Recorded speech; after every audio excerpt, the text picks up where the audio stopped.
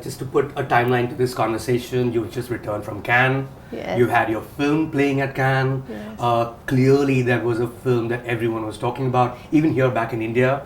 I hope so. Yeah, no, absolutely. And there's that moment where you guys get up after the screening and everyone's clapping and it's a standing ovation, right? Yeah. And everyone said 7 minutes. I don't know who did the calculation for 7 minutes. Was it 7 minutes? Yeah, there's like this whole calculation that happens at Cannes of how long your standing ovation is, apparently. And I had no idea what was going on because it's the first time I was there. But I was shocked. Everybody's on their feet and they're clapping for us. And I mean, you just don't know how to respond other than with just so much emotion, because you're like, wow, this place is filled. If you saw how many people fit in this room and what it looked like, it's overwhelming. I don't even think that I've ever been to a theater in my life that was this big, ever. I mean, it's surprising that you've never been to Cannes before. I mean, everyone goes to Cannes, it seems, whether or not they have the film. You're the rare one who actually went with a film to Cannes, as against just walking the red carpet or preening, as it were, like a peacock. I mean, in that sense, I want to get to that 7 minutes first. I have a feeling that when you put 7 as in an odd number, it just sounds more credible. Like there was a movie that came out recently called Banda, okay? And that has a massive sequence in the end, which is the courtroom sequence. And everyone's saying it was 7 minutes long too. So I just think that 7 minutes is something that you say, you don't say 6, you don't say 8, you say 7. Yeah. Was it really 7? That's what I was told. I don't know. I didn't have a watch or any pockets for a phone. Right. You're too overwhelmed by the moment, weren't you? Yeah, it was Were you like teary-eyed? Yeah, absolutely. Yeah? Absolutely. I was crying like a baby the entire week. No shit, seriously. Yeah, it was a really emotional trip, because there's two sides of it, right? For myself, which is one, the film, which I'm so happy and so proud that I could be a part of, and directed by someone like Anurag Kashyap, and then Raul did an amazing job. So proud of the film, and the entirety of it and what it represents. And then there's my journey. And then there's what does Cannes mean to me in my own personal journey, which is the most overwhelming part of it all. Because if you told me when I stepped foot in the big boss house that I 10 years later, 11 years later, would be walking at the Cannes Film Festival, I would have told you to go yourself.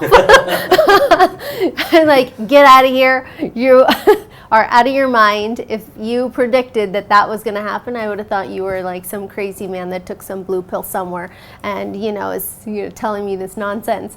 So for me, it meant so much more because of the crazy journey that I've had. So every interview, every moment, I was trying so hard to not be full on crying. There were tears, but trying really hard not to just start bawling my eyes out. Wow. Because it meant so much. It still does. And I think one of the people there, they're like, oh my God, she's crying again. I go, you know what? I had a moment this morning where, when I was all by myself and I thought about that comment, oh my God, she's crying again.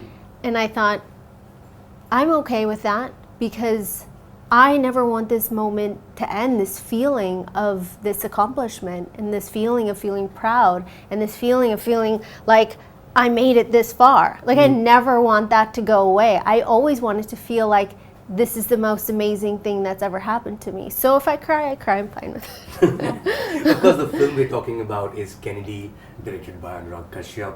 I have to say, I think I first saw you at the rap party at somewhere in Andheri. Anurag was there, of course, and that's when you finished the shoot. I'm like, and that's when I first got to know that you're in the film. I'm like, oh wow, like there is something that Anurag Kashyap has done throughout his career, which is work with very hardcore actors, from National School of Drama, whether it's Gangs of Wasseypur, so many of them, right? I wouldn't put these two together in that sense. How did it happen to you? Anurag sir called me, and you call him Anurag sir? Like not Anurag? I mean, he's a pretty chill out guy. I don't know. I don't know. You just feel like, I mean, is it a Bombay thing? Is it a Bollywood thing? Maybe. You know what? I grew up in the US and Canada where we didn't call it unless it was your teacher. But when you refer to him, do you say Anurag sir? Yeah, when I'm giving an interview or talking. But when you're talking to him, you call him sir. I don't know. What do I call him? I don't know. I'll have to ask him. It's just something that's involuntary that will just come out. So he called me and he said, I have this film and I want you to come in and audition for this part. And I said, okay, absolutely, no problem. I think that he was probably, I guess maybe not nervous, but wondering if I would actually come in. And audition for a part, right? You've been around for long enough. But I have no issues with that. So I think what I've unknowingly done over the last 11 years is created this bubble where people think that I'm unapproachable or unavailable or won't do things because of maybe how things have gone. Every film has landed on my shoulders. I've not played a part of a film, but I'm not the leading person in the film, So anyway, so he called me and he said, come in and audition, and I got the lines out of him. He said, at first he said, I'm not going to give you any lines.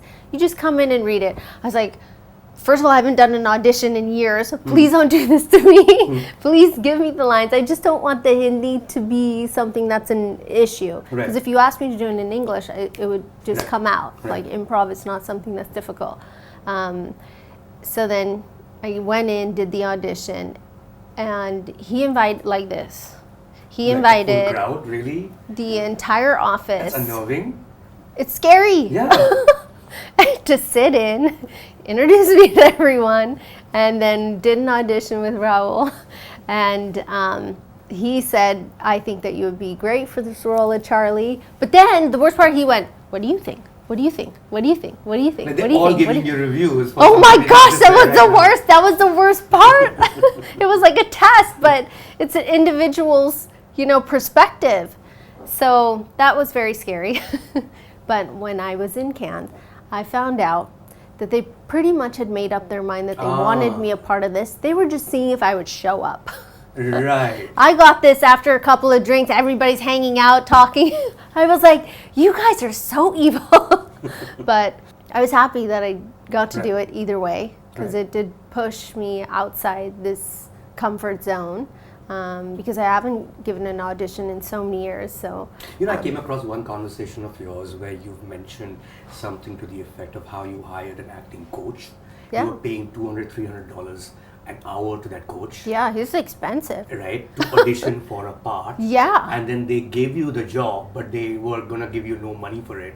That you're going to travel economy class for the shoot. Take us through that story. The economy class was like still okay. No, it's not if okay. You, Sunny if you think being of like economy is not okay. it wasn't just that. It Okay. was everything across the board. And I'm not talking about some small film. I'm not talking about a small budget film. Okay. We're not talking about a company or a production house that could not afford these things, that couldn't be put into the budget for an artist. So it just seemed so unreasonable. But I did pass the audition. You so for that, I'm very happy about. And I think everything happens for a reason.